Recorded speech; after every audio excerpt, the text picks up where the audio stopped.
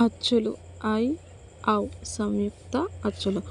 ఉత్తమం, ఉపద, ఉపోత్తమం. ఉత్తమం అంటే పదం చివరి గల అక్షర శబ్దం. ఉపద అంటే ఉత్తమునికి ముందు ఉన్న అక్షరం. ఉపోత్తం అంటే ఉపదకి ముందు ఉన్న అక్షరం.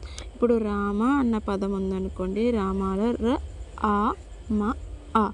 దీనిని ఇలా విడదీసుకున్న తర్వాత చివరి అక్షరం ఉత్తమం.